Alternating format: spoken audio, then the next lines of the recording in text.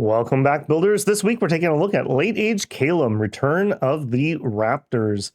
Caelum is a magocracy of winged humanoids who inhabit the highest mountain peaks.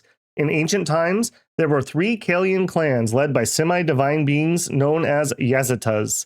Centuries ago, the Harab Seraphs of the Raptor clan were accused of polluting the purifying flames and tainting the sacred task of the Seraphims. They were condemned by the high seraphs of the area clan, and civil war broke out. The Raptors were banished and scattered across the world, but now a new god is rising, and the scattered tribes have gathered. The Raptors have returned to Caelum and overthrown the magocracy. Harab Seraphs, the mage priests of this new dark faith, have replaced the high seraphs, and black-winged raptors have become the ruling class. Now the Raptors have cast their eyes upon other nations. The Harab Seraphs are skilled in air, death, and earth magic. A few of the area Seraphs remain, but the ice crafters have been replaced by iron crafters. Raptorian magesmiths who forge weapons of iron and steel. The secrets of the magic ice of former times is all but forgotten. Caelians are thin and light. The Raptorians are slightly stronger and are martially superior to other clans. They are not as resistant to the element as other Caelians. Area clan Caelians are resistant to cold, but few of them remain. Spirehorn Castilians are less resistant to cold, but have partial resistance to lightning. They are skilled archers and prefer hit-and-run tactics, even though they do have some heavy troops, such as huge mammoths. For national features, we are a race of flyers. We are cold resistance and prefer cold scales 1, although, as mentioned, we've lost a lot of that cold resistance. Our military is made up of flying units, skilled archers, and mammoths. For magic, we are strong in air, death, and we have some earth and a little bit of water and fire. Our priests are of average skill. We have a blessing of cold limit +1. Our buildings are standard forts. We have forgotten how to make the ice forts of ages past. Overall, they're all right. They are definitely not the strongest one. Being flyers is a little bit difficult when you're size 4, because that means you only get 2 of them to a square, so your attack density is a little low, and you tend to kind of scatter as you land, meaning that you oftentimes are not fighting line to line, which can be useful if you land on leadership, and can also be devastating as 1s and 2s of your units land and have like 9 enemy units all attack that one person and get them killed off relatively quickly. For sites, we have 2. We have the Citadel of Frozen Crystal, allows us to get some of our cap onlys, in addition to an air gem and a water gem. And we have Raven's Veil, allows us to get more of our cap onlys, including our sacreds, produces an earth gem and a death gem. Overall, okay income here. I guess it's fine. It feels low because in ages past we had different gem amounts, but this is late age. We don't get gems anymore. Units and sacreds. As for units, we have quite a few different units here, although some of perhaps dubious use. Starting us off, we have the Spirehorn Militia. The nice thing here is that we have the Ice Spears of ages past, which is a magic weapon. However, as a militia unit, we're not particularly good with it. The Spirehorns, as mentioned, have shock resist 5 and cold resist 5. But look at our stats up here. Now note, this is a militia unit, but you can see that we have human HP, human strength. We are not very well trained, and we are not particularly high in morale. That's rough. Do note that this is an ice spear, not a lance also. We are only armored with a leather hauberk, not a lot of protection. The good thing about these is 8 gold, 5 resources, 5 recruitment points. At the very beginning of the game, you might even need a few of these just to make a critical mass. Raptorian Militia have just a regular spear, but they're a little stronger, as mentioned. They have 11 HP, a little bit better stats, a little bit better morale. They are only flying, nothing else. Overall, I would probably get the other ones before I would get these guys. I'll take the 1 extra resource for the magic weapon on the off chance it's useful, or the resists. Next, we have the Area Light Infantry. This is, again, this one actually has the Ice Lance, and is pretty good with it. 11 attack. Unfortunately, only 12 damage. Yes, you get a bigger hit on the first hit with the lance, but then it's gonna go down to just 12, and that's pretty rough. You do not want to be fighting late age line troops with these guys. Now, an archer or mages in the back, sure, that's all right. They do have cold resistance 15, they're flying, and they do have ice armor 1. Remember, that means that for every cold scale, you go +1, for every heat scale, you go -1. So you definitely do not want to be out in the heat. And even at cold 3, we'd only be at 11 protection. So not particularly strong there. Although we do have a shield, which is nice that we have a little bit more armor or a little more protection. Next, we have the area infantry. The area infantry is wearing the same ice-studded armor, has a shield, does have an ice cap. So now we are at least fully armored up, even if it's kind of light. Again, we have the ice armor 1. So these guys on their body could get to 13 in cold 3. That wouldn't be too bad. They have an ice blade, which is a length 1. They're decent with it at 11 attack for 14 magic damage. Have the same cold resist 15 and flying, of course. Again, fine. 14 damage is not enough. 16 is kind of my gold standard for late age. And at least they're good at the attack, but they're going to suffer a little bit. If you land in the back, that would be pretty good. Next, we have the Raptorian Warrior. This is a light lance wielding. He has a ringmail halberd, a half helmet, and a shield. So again, fully armored. Morale's up to 11. That's actually kind of nice because, as I mentioned, flyers tend to have horrific attrition because they land and just get outnumbered instantly. So having a little extra morale keeps them in the fight a little longer. They're still pretty cheap. 10 gold, 12 resources, 9 recruitment points. Do note their combat speed is really slow too. So even if they survive round 1, the enemy will probably get to attack them a second time before they get their next attack. Next, we have Raptorian Warrior. This is just a more heavily armored one. Raptorian Plate Cuirass is a 13 protection piece of gear. So we're up to 14, which is really 13 on the body, 18 on the head. It's fine. I don't think I would pay 24 resources for a light lance troop. So I'm not super into that one. Next, we have Raptorian Warrior. Same with the heavy armor. And now we have a broadsword. Now I'm a little more interested. Yeah, it's 26 resources. That does suck. We do have a way to mitigate that somewhat. But 12 attack is good. 16 damage is fine. And we end up with 13 protection again on the body. We would certainly like some protection buffs, whether that's armor buffing or protection buffing just straight on the unit. That would really help these guys out. Because they have a shield, they also maybe could eat enemy arrows or more likely crossbow fire. That could be a thing here. Next up, we have a Spirehorn Archer. Spirehorn Archer, again, has shock resist 5, cold resist 5. These ones have storm immunity. They are wielding an ice knife, which is a magic knife for 10 piercing damage. Not the best, but at least they have something okay to defend themselves with. And they have a composite bow.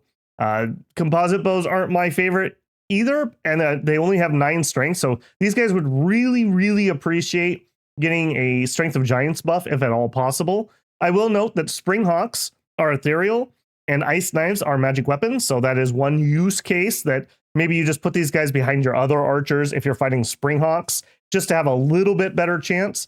Between the shock resistance and the magic weapon, they actually could take Springhawks out all right.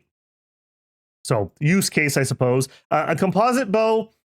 Normally, composite bows are okay at counter battering crossbows, but only 12 piercing. A lot of crossbows are heavy enough that that's not as good as it really sounds, unfortunately. Next, we have Spirehorn Warriors using the Ice Lance, a leather halberd, and a shield. Same traits we've been seeing for Spirehorns: shock resist, cold resist, flying, and storm immunity. The storm immunity is kind of important. If you're fighting somebody who's completely outranging you, you may as well throw storm up. And this will allow us to storm and still do our hold attack rear type tactics. So these guys are okay. They're pretty cheap too. 10 gold, 7 resources, 9 recruitment points for a magic ice lance. Again, I'm not in love with 13 damage, but it is a lance. It is magic. It's okay. In the right circumstances, it's okay. Next, we have Iron Crow. The Iron Crow is again wearing our heavier gear with the Raptorian plate, the half helmet, and a shield. They have a broadsword that they're excellent with. This dude's been hitting the gym. 13 attack, 17 damage, and he's a flyer. Perfectly fine, although just expensive. 14 gold, 26 resources, 18 recruitment points. You only get 2 of them in a square. They're very low combat speed. They're kind of high encumbrance. They do have really good morale. So if you need a quote unquote line troop, this is not a horrible choice. He's all right. I like his damage profile at least. Next, we have Storm Guard.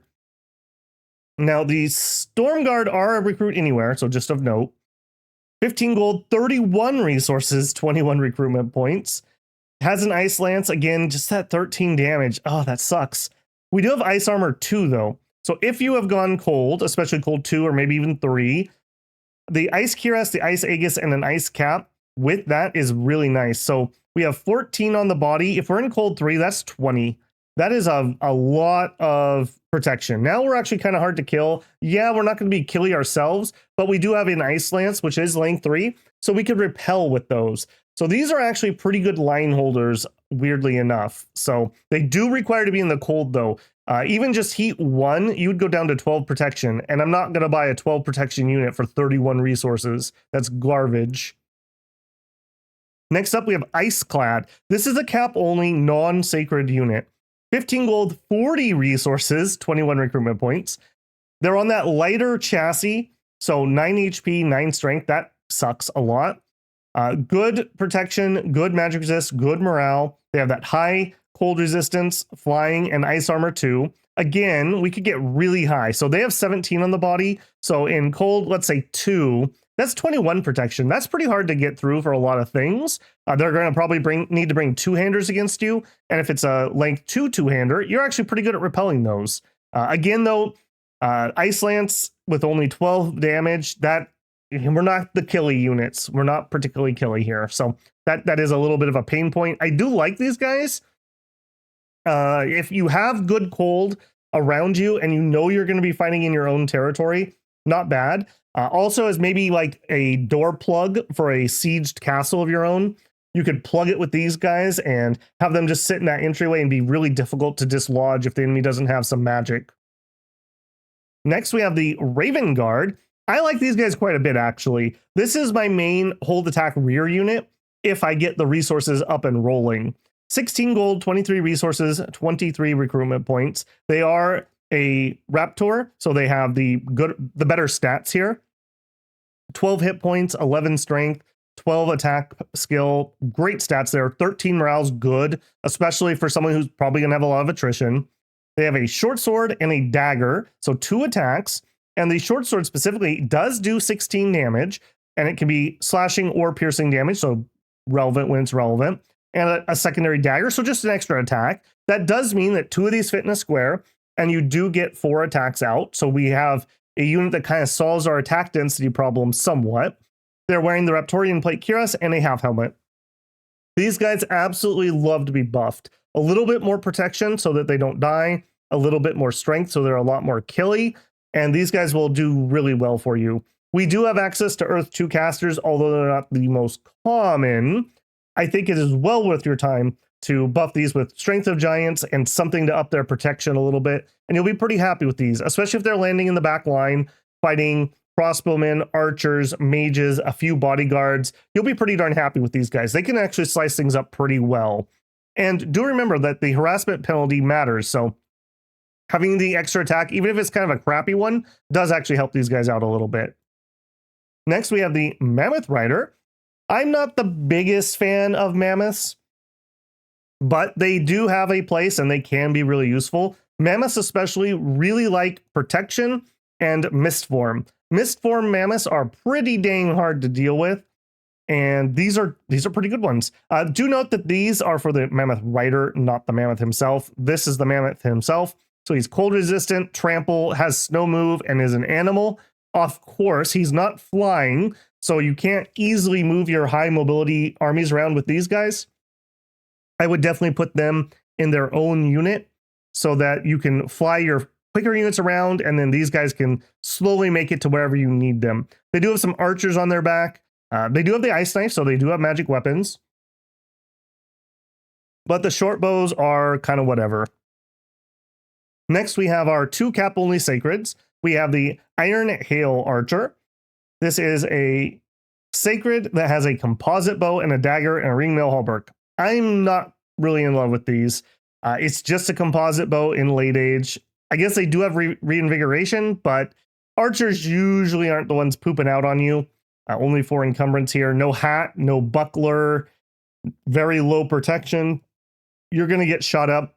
I guess maybe you could get these guys and use them specifically to kill enemy archers, but to do that, and specifically I mean crossbowmen, you'd be looking at like getting some strength in your bless and maybe air shield. If you could buff air shield, I'm just not loving these. They do have good precision. I'll give them that. 13 is pretty nice.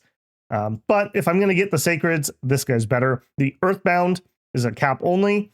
He is sacred, has reinvigoration 3. So despite the fact that he has 10 encumbrance, he actually can regen 3 of that extra per turn. So that's not as bad. They have crossbows, so yay, and a short sword, and that they're actually really good with. They have full plate mail, a half helmet, and a kite shield. These guys can be really difficult to get in mass, but if you can get enough of them, put them in a line and do fire and keep distance, or just hold and fire and use these guys as holding the line in front of all your mages and leaders while your other things attack rear. Because they hold still very well, you can get them with all the defensive buffs, even strength buffs. All those are really, really good here. Weapons of sharpness, iron skin, stone skin, mist form, legions of steel, giant strength, all those things would be really good. Even a small number of these, just something to stand in front of your leadership so that you don't have things just get to you, because it's not uncommon that we're going to have morale problems and we're going to have just things getting into our back line because we've done hold and attack rear or even hold and attack closest. I find because we're flyers often leak things. So is this the most impressive unit ever? No. Is it the most impressive sacred crossbow? No. Is it expensive? Yeah. 23 gold, 38 resources, 28 recruitment points. I'd still get them. I think just a very minor bless, something that's useful to them, is totally fine. I like the utility of this unit. I sure wish that we could get more of these guys out, but it is a cap only sacred, unfortunately. Heroes, commanders, and prophet. For heroes, we have 2. We have the sacred one, who is a priest level 1 sacred. He has the ice armor, snow move, and cold resist. He himself is wielding an ice blade and has the ice gear. It's whatever. He's a good choice to lead around your crossbows because he also moves slowly and can bless them. We have the Hereb Seraphim. He is a death 2, priest level 2, has the cold resist 15 and is flying. He is stealthy, so you have a stealthy preacher maybe. That could be vaguely useful. I'm not super in love with this guy, but he's fine. He's usable enough. Do note that you could give him Twiceborn, so that is kind of nice there. Maybe that's if you've had him for some reason and you needed to make a new prophet, he wouldn't be the worst just because he can fly and he has stealth and he could Twiceborn himself. That's vaguely interesting. Going up into our leadership, first up, we have the area scout. We have a flying scout. It's a little expensive, 35 gold, 13 resources, but he's okay. He does have an ice blade. He does have some armor, cold resistant, flying, stealthy, and ice armor.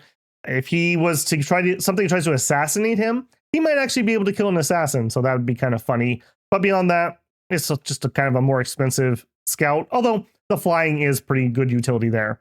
Next, we have Raven Lord. This is a interesting one. He has ambidextrous too, but he's not using it. I don't know why he has that, and we're paying a little bit for that. He is stealthy, he is flying, he only has 50 leadership. He is in the kind of standard Raptor gear. He's okay, but he's only 50 leadership. I'm not in love with that. Next up, we have the Storm General. I like this guy more. He's got 100 leadership for just a little bit more gold. Still only 1 recruitment point. Has shock resist 10, cold resist 10, flying, ice armor, and storm immunity. Has the ice blade and the ice gear. Do note, if you're in a warm area, though, that 15 protection is going to go very low. If you're in heat 3, he'd be down to 9 protection. So just be aware of that. At least he still has a shield. Overall, fine leader. Also note, 22 flying that move is pretty darn nice. Next, we have the Iron Crafter. I would say that this, ironically enough, is one of the nation-defining mages, simply because he has the resource bonus ability. So he is a 65 gold mage. 2 recruitment points, and he gives you 10 resources. So you're going to spam a lot of these guys to up your resources in your forts so you can afford your more expensive troops. While you're doing that, he at least gives you 7 research ability. So some magic scales would definitely be appreciated.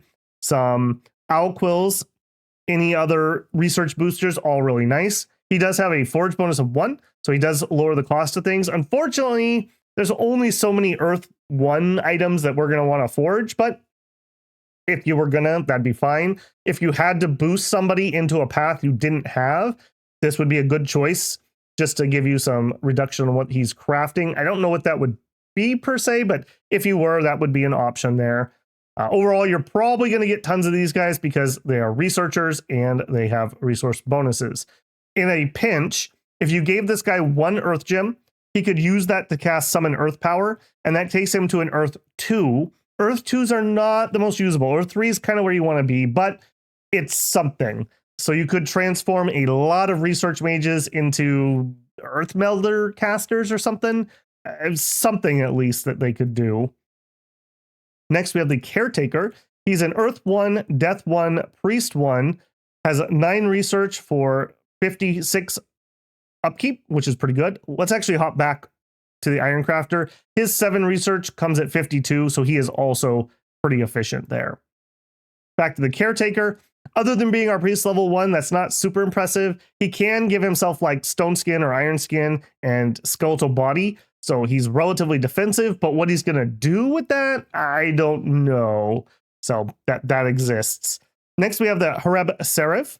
This is a Air 1, Death 1, and he has a 100% chance to get Fire, Air, Water, Earth, Death. So not going to get super high in anything. Death 2 is kind of interesting. Air 2 is kind of interesting. The others are whatever they are.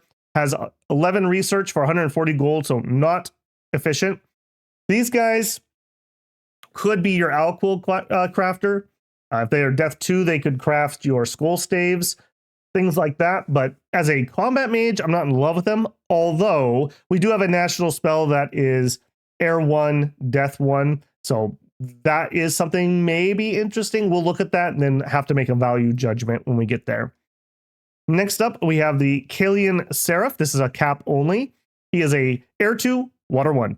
Not the most impressive pathing, but that is a guaranteed Air 2. So he could Lightning Strike, or if Storm's up, he could summon Storm Power and then Thunder Strike or do other things.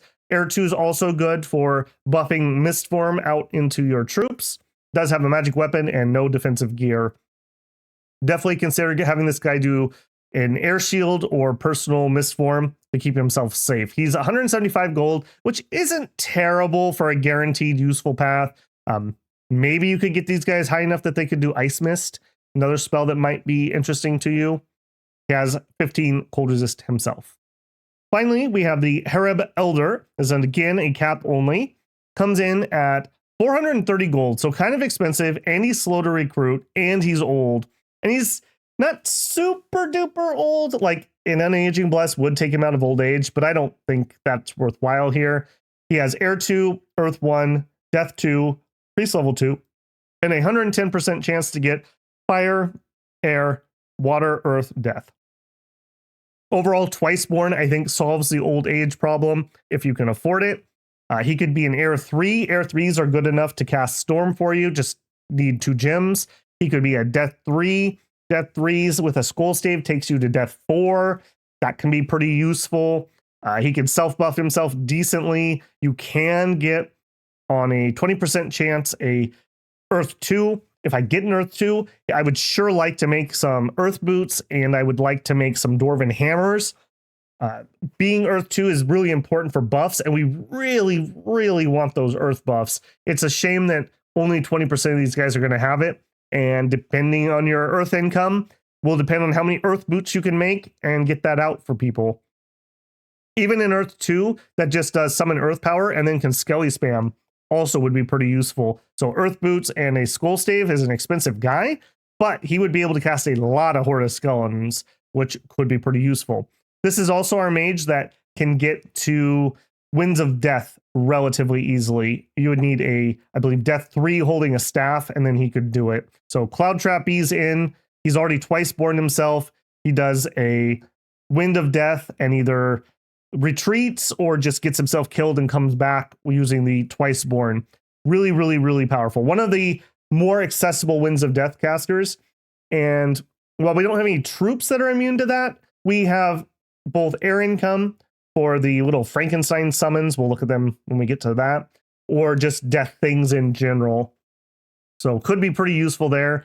He also is our entryway into some other of our summons. I don't think they're the best here, but because of his fire cross path, he might be useful for that.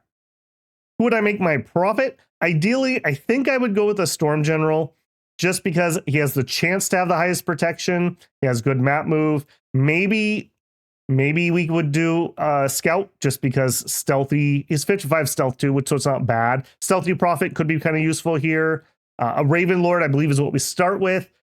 If he's your first one, I think that's fine too. I do like to get my Dominion pushing out ASAP on this nation so that I can bring the cold scales down, just because that helps me more than most nations, except for, you know, a certain somebody.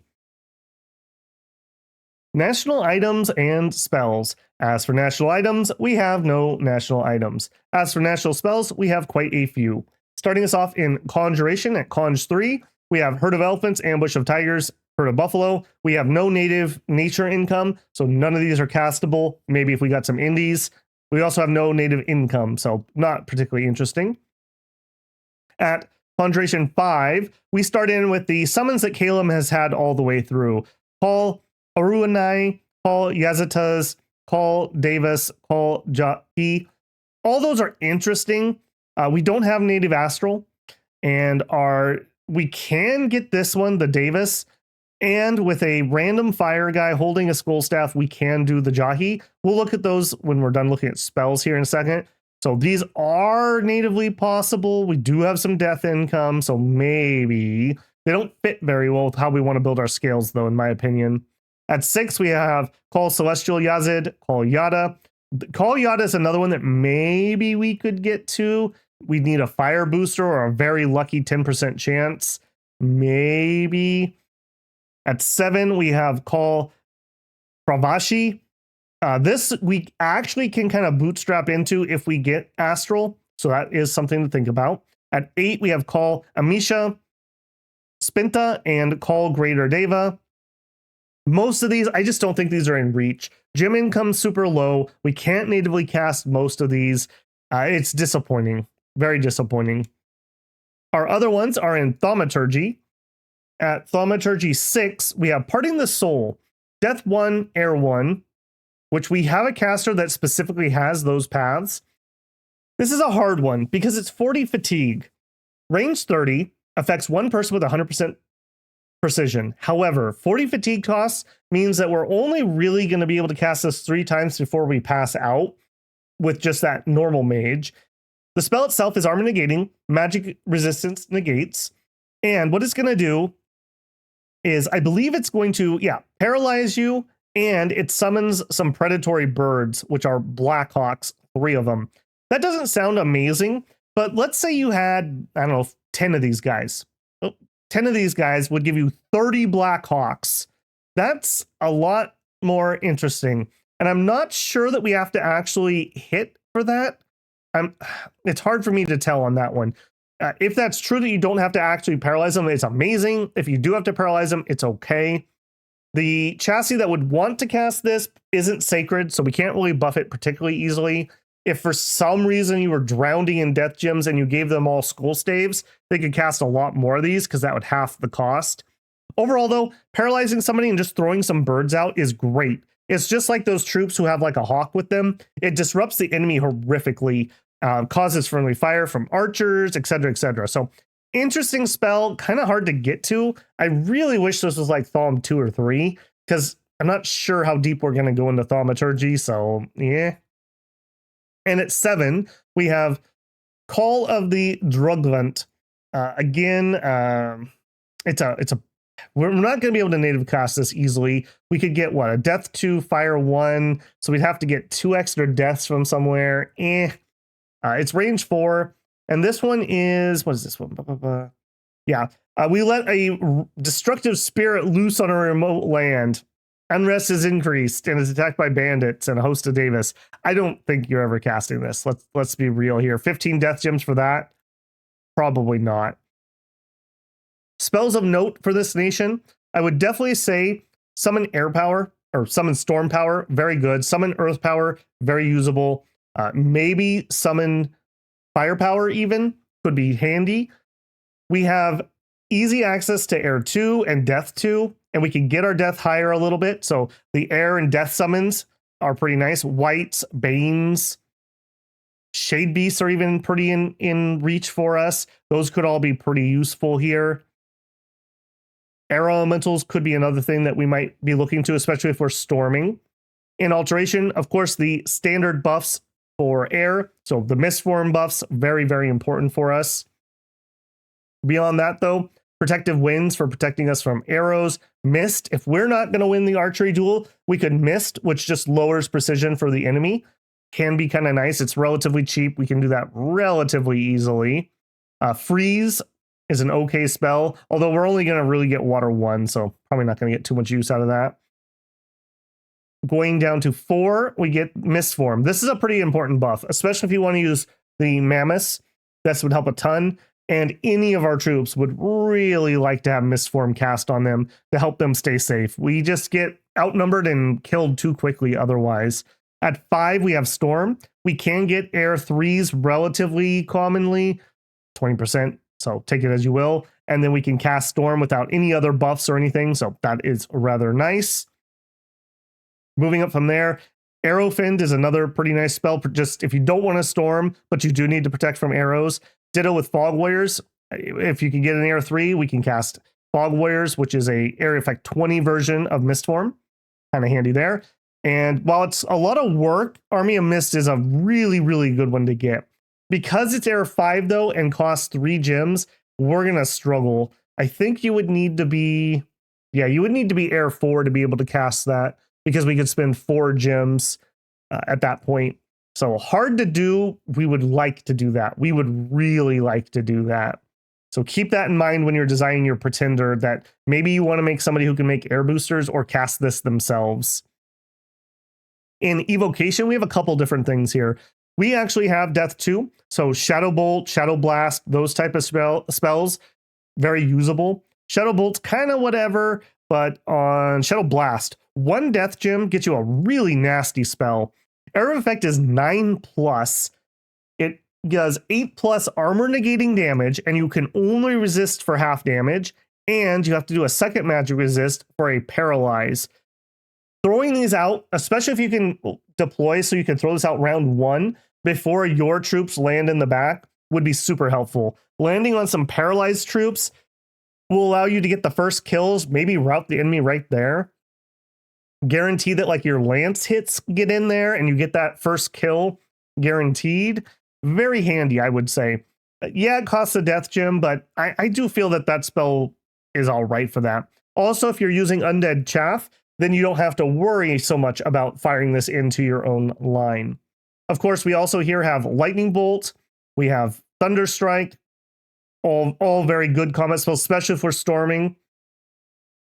We might be able to get to Wrathful Skies if we're going to do the air climb strategies. We might put up Perpetual Storm, maybe if there's a reason for that. At 7, we have Cloud of Death and Wind of Death, both of which we can cast. Cloud of Death does not require any gems, but you could use some gems to boost yourself. So if you had a Death 2, you could cast that with the 2 gems. Probably not worth it at that point, but maybe a Death 3 casting it for 1 could be pretty good. It's got a large area of effect, leaves that lingering cloud. It's pretty dangerous spell. And of course, we also have Winds of Death. Again, we can natively cast this on the Harab Seraphs. So if you get a Death 3 guy, he could just bring 2 gems and he could just cast it without any gear on him. So if he dies, you're not giving gear to your enemy, especially boosters. Winds of Death is very hard to defend against. And we do have the ability to make troops that can pretty much ignore the Wind of Death effect in all of the undead that we might be summoning. I also wanted to call out, where are you at?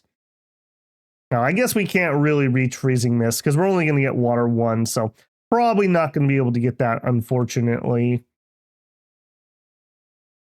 Moving over to Construction. Corpseman Construction. Corpseman Construction, natively, it's 1 gem to cast, you get 1 construct. Pretty terrible. However, there's a lot of items that give you +1 to Corpseman summoning. I believe it's the Storm Spool. There's a... Is it a 2-hander that does it? And something else. You can get +2 or 3. 1 gem for 2 or 3 of those guys is not terrible. They have a... When you hit them, they shock you back, which can paralyze you, and does also lightning damage. And these guys would also like to take buffs, especially something like a Mistform buff, so that you hit them for 1 damage, they shock you back and paralyze you. Pretty good blocking units. They're also all right at siege strength. I wouldn't do it, though, unless you had built those items that will allow you to make this spell more efficient. For 1 air gem, not worth it. 2 or 3 of them for an air gem, definitely worth it. Beyond that, of course, at 4, we would have our death booster, our air booster. I don't think we really need flying boots on this nation. Alquil's at 3, of course. At 5, you're going to be able to make both your earth boots, and then that will allow you to have enough earth to be able to do your dwarven hammers. So I actually feel that construction's a pretty important path for this nation. If you did go up to 6, you also could get Legions of Steel. Kind of hard to cast. Let's see, we could get a native 2, put boots on him for 3, and then we could spend 2 gems. Might be worth it. We would really like that protection. We would really like that protection. And we're going to have very rare high earth casters. So trying to do it with like Soldiers of Steel is going to be a lot harder to get everyone inside that buff range. In enchantment, here I would mainly say we could buff our archers with like the True Shot line, but I think the big one here is Giant Strength. Giant Strength would help out all of our troops a lot. They would all really appreciate that. That takes our rather unimpressive weapons up to 16, 17-ish damage. And we have very spammable magic weapons. If we could make them actually hit hard enough to kill things, that would be really useful. Also good on our archers and crossbowmen. Also great on our dual wielders. So Strength of Giants, I feel, is amazing. I would really, really, really like to get that. When should you get that? Probably not until you've got Earth Boots online, because you're not going to have very many people who can actually cast it. And once you can do it, you really kind of want to do Giant Strength Warriors, again, because we're so limited in our Earth casters. So a Earth 1 with the boots and then the Earth powers, or ideally an Earth 3 and the Earth powers for 1 gem, get you that AoE 20. Pretty handy there. In Thaumaturgy, I don't think there's too much we care about here. We don't have Astral. Frightened's fine, I suppose. I'm just double checking myself. Does have Cloud, or no, Enchantment has our Cloud Trapeze. So that could be useful. We're relatively mobile, but you never know. If you did make your prophet somebody who had Air 2, you could Cloud Trapeze them wherever you needed to be. So that could be kind of handy. And we have no native blood. Let's take a look at those summons. So most of these are frankly just out of reach. The ones that we can get to, Jahi is somebody that we can do. I believe this one is the Death 3, Fire 1. It is a Dream Seduction unit and a Spy and a Demon. I do think this might be worthwhile for doing spy things, but also maybe you could get some Dream Seductions off and steal a maze that could be useful. Deva, again, I just don't think so. These demons all have chaos power, and we want recruitment points really badly, especially because we can produce as many resources as we can make iron crafters. So I don't really see a lot of use for these. I'm just not seeing a ton of use here. Out of the other ones, we can get one of the Astral 3 casters, and we can use him to do some of the other Astral things. Does my mod not have that here? Maybe that's what's going on. Anyways, we can use the Death and Fire to do a spell where one of the options that we can get out of it is an Astral 3, and we can use that to do some of the other Astral if we get some Astral income.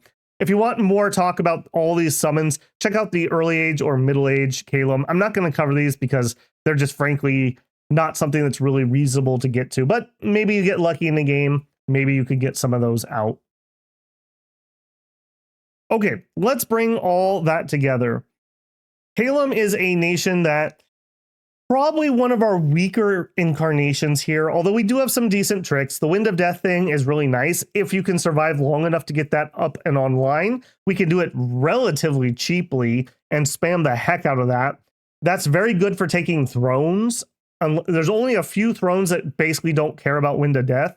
So you can guarantee that you can take out almost any throne in the game with a little bit of effort once you have Wind of Death. Big player armies are also very susceptible to Wind of Death. If you wanted to really go all in on that, you might consider upping Magic Pin on your Bless, because our Wind of Death casters are going to be sacred. One of the elephants in the room here, we are a cold nation in late age, and Atlantis exists. And Atlantis absolutely loves when you have cold scales, so they can attack you, like in this game, where they are attacking my northern border, and we've been fighting over this throne since basically the beginning of the game. And we just keep pushing each other back and forth. I win some because I land in the back and kill his leadership. He wins some because I don't kill the leadership and he kills everybody. So that has been absolutely annoying in this game. We do have the ability to have tons of mobility. Do I have some troops here? Yeah, let me throw some troops on you. That's fine. So from my capital, I can reinforce all the way over here. I can reinforce there. I can reinforce there. This is one of Caelum's big strengths. If you know somebody's coming to siege something, you can get most of your army, hopefully, just to fly on in there or to intercept. Or let's say these guys go deeper. I could have an army strike behind them so that I have them surrounded. And then when my main army attacks, no survivors if they retreat. So we're very good at being able to wipe people out. Because of our far flying, we're also decent raiders. Again, I can get, well, not too great in this direction, but if I was here, let's say, I could deep strike in for decent raiding opportunities with large armies of decent troops. One of our weaknesses is that we have these land troops that have 10 movement and they're not flying. So we're going to really struggle to get these guys around. These are the sacreds.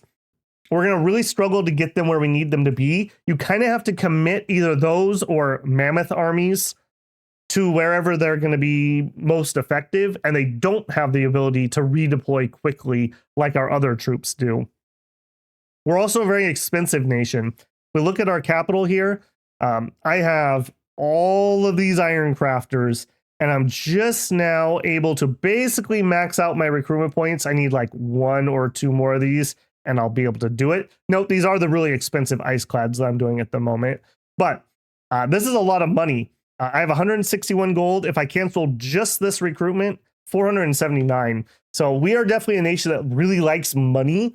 We like production. You could skimp out on production scales and just commit to making more iron crafters. But when you're making iron crafters, you're not making a better mage that could be better in combat. Probably the Caelum Seraphs for just lightning or thunderstrike spam or personal or misform buffing would probably be your better one. Later on, you're going to want your capital doing harem elders, who are very expensive. Overall, we need a lot of money. I have never yet in this one, I'm at turn 27, I've never had extra money. I basically spent to zero like every single turn. And I've got all these forts that still need upgrading, and I just can only do one every so often because I've been fighting this war with Atlantis. Atlantis also has the advantage. Even if I win on land, he's in the dang water, and I'm not going to be able to get down there. So he's going to fight me all game. And I have multiple thrones I'm going to have to defend on the coast. It's going to be super duper annoying, to the point that if I knew who was in game, I don't know if I would pick Caelum if there was an Atlantis. The other cold people, I think, is fine. It's just specifically Atlantis who is hard to deal with. Also note, they're going to have the magic weapons to use against you. Now we can, because we have magic weapons, negate one of Atlantis's big tricks, which is Stygian Rain, to give everyone invulnerability, and then use their own magic weapons to ignore it on your troops. So that is one bonus we have against them. However, I think in a 1v1, Atlantis is definitely the stronger nation than we are. being able to get in the seas, build forts down there, and then coastal raid us. So we'll air raid him, he'll coastal raid us. It's going to be an annoying war. It's going to be a really annoying war. So just be prepared for that. Beyond that, we're not the best at range combat. Other people's crossbows are going to outnumber us. So storm is a big consideration. Against people who don't have good range, though, we can use our own crossbows to pretty good effect. I think that is totally fine. Pretenders and scales. For blesses and scales, remember we have a +1 to our cold limit, so we can go lower on that for some bonus points. For chassis, we have a decent amount of chassis, I would say. Of note in Dom 1, of course, one of my new favorites, the Great Enchantress, although we don't have native glamour, so maybe of dubious use here. We have Frostfather, very cheap chassis for a dual path Dom 1 unit, can be pretty nice. The Great Sage would be a way that we could get the Astral to do some of our other things, although remember, we don't have native Astral income. We also have the Arch Seraph, who's a very cheap 70 points, although he doesn't really do anything. If you just wanted a very light air bless, maybe he goes like air 4, so he can make you an air booster, and then you use that on precision, maybe, for your crossbowmen. Very, very cheap, and then he does scales. Or maybe he's a cheap rainbow chassis, and you go imprisoned. That could be a thing. Dom 2. Again, we probably want order, so I'm really leery about all these turmoil guys, and we also want production, so I'm really leery about all these sloth guys. So that does leave some decent ones. The Celestial Griffin, in the right circumstances, against the right troops, I feel can help you expand, especially if you self-bless him with Personal Misform. Maybe you take the Charged Bodies Bless, kind of a weird one, and some shock resistance, and then he can use that to help him expand. He does have fear. He does have a lot of attacks. He's okay on HP. His protection leaves a lot to be desired, though. So iffy on that one. Beyond that, again, I just don't like a lot of these ones with the Sloth. I will note here, I do actually like Master Lich on this nation. Master Lich is an immortal. We are going to go for Winds of Death anyways. He's a great Winds of Death caster. He also gives us the ability to possibly get underwater if we had to. So that could be a thing. Invulnerability 25 is enough. That's like a Dave the Lion type thing. He is obviously not going to do the same thing as Dave the Lion, but the immortality really helps him out here. I do think that's interesting. Going up to Dom 3. Again, I don't love a lot of these Titans. I just don't feel like the value's there. Going up to Dom 4. I do think a Dom 4 could work. You could go with something like acid weapons, maybe.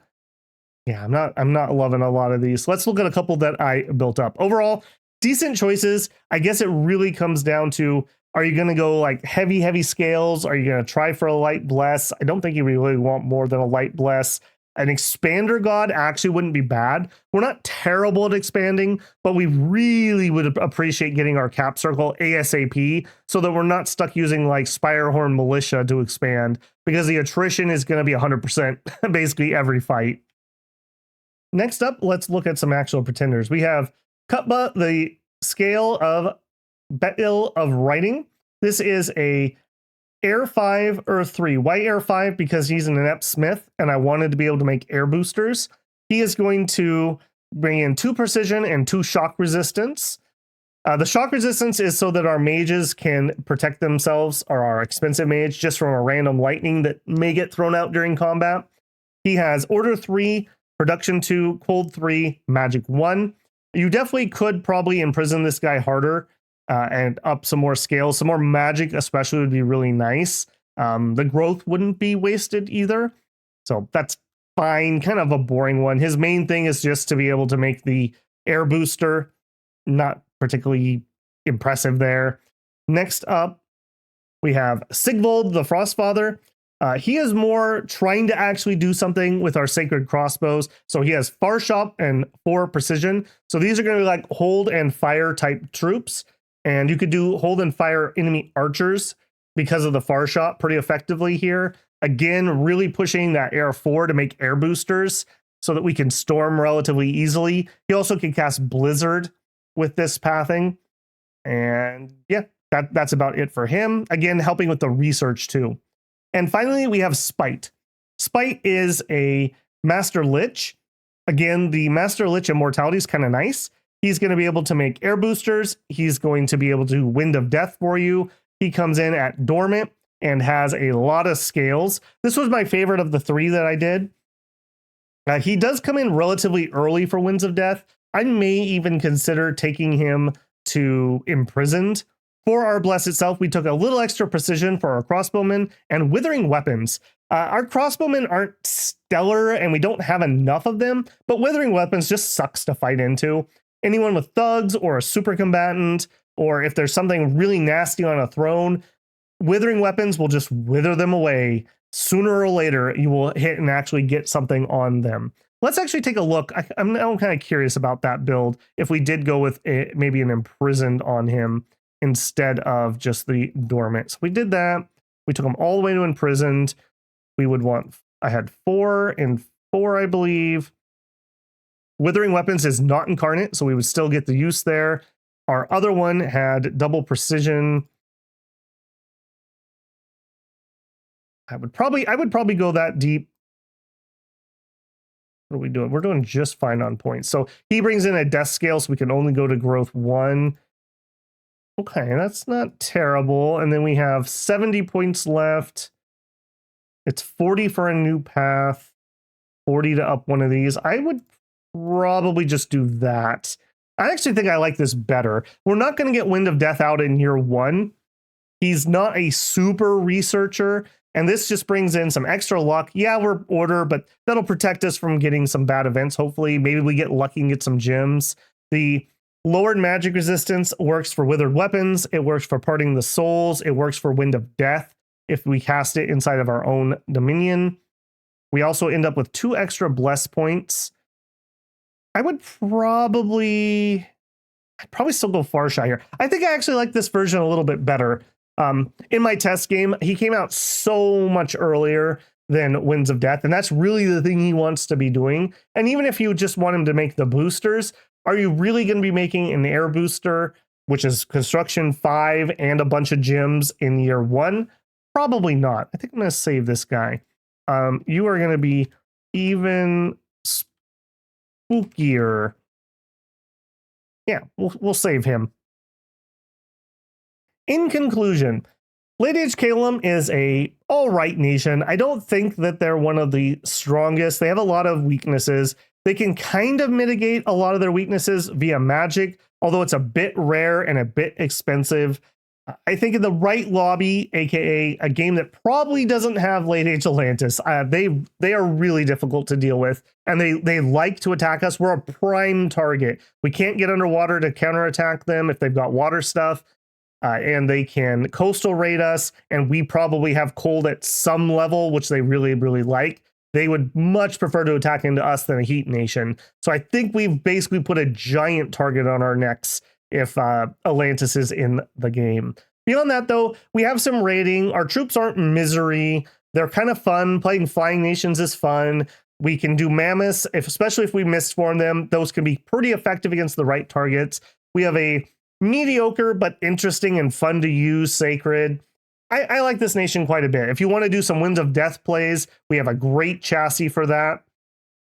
We have the right income for that too. So overall, fun nation. Probably one of the weaker Caelums, especially in an age full of super heavy armor, super heavy cavalry, and just massive amounts of crossbows. So unfortunately, not the strongest, but fun to play. So I'm going to give them a thumbs up overall. And they also have they made it all 3 ages, so props to them there. Not the most interesting story ever, but kind of cool to see some of the nations that make it all the way through. All right, builders, if you enjoyed this one, don't forget to leave a like on the video. That helps me a ton. If you're not currently subscribed, I hope I've earned your subscription this week. I'd love to have you back. I'll see you in the chat. I'll see you in the comments. If you want to go above and beyond to support the channel, consider a super thanks. Join me live on a stream for a super chat. consider checking out the Patreon linked in the channel info, or become a member here on YouTube. For Patreon and members, you can link your Discord and get into the file channel. I've got some files from various games we played, including some island maps for Dominions, which are pretty cool island generation. They can be kind of hard to make. So if you want to play some games where you need an island or you just think that's cool, grab those. In addition, you also get members first videos on YouTube, so you can see things such as the pregame videos or other content that I'm working on before other people. Either way, thank you for all the support. I look forward to seeing you down in the comments. If you have a cool expander god, especially one that doesn't have turmoil or sloth, let me know, because I think that is one thing that I'm kind of missing here, was a good expander god. All right, builders, get out there and conquer the world. Stay cool. I'll catch you on the stream. Babel out.